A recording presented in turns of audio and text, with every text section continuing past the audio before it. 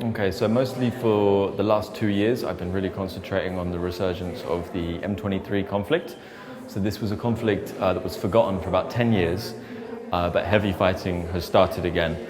And most of these images, and my work at the moment, is concentrated around the city of Goma, where you have around 1 million civilians basically living under siege.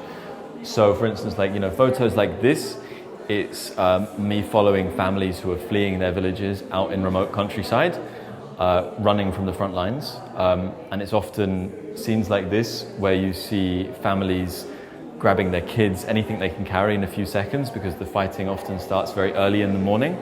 Dawn attacks, so people wake up, hear the sound of bombs, and they have only a few minutes to grab a few cooking items and flee to safety.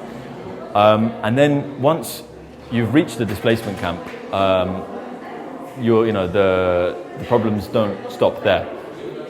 These camps, these massed horizon-breaking displacement camps are incredibly insecure. Lots of cases of sexual violence, especially against vulnerable displaced women who have to leave the camps to search for firewood and food, because there's not enough humanitarian assistance. So all of these areas where I took these pictures in November and December 2023 are now inaccessible for humanitarians. It's a situation not many people will have heard about, and it's also perhaps interesting to show people that this isn't a low-level conflict. This is an open war. The last time in East Congo, this set of circumstances was moving towards this. It was the Second Congo War in the 90s, in which 5 million people were killed. And actually, as journalists, we are seeing, a move towards a similar set of context. Well, as a photographer, honestly, the work of humanitarians is absolutely essential.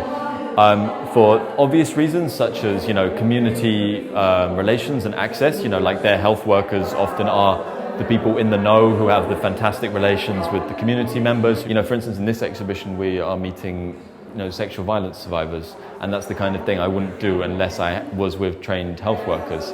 And it was also fantastic, there's a picture in here of a midwife, but due to the amount of sexual violence in the camps, humanitarian midwives are mostly working on psychological care for sexual violence victims, because there are more cases of sexual violence than there are babies being born. That's just something that really shocks me every time. But yeah, there's a great relation between humanitarians and journalists, because that access is so important, especially in Congo.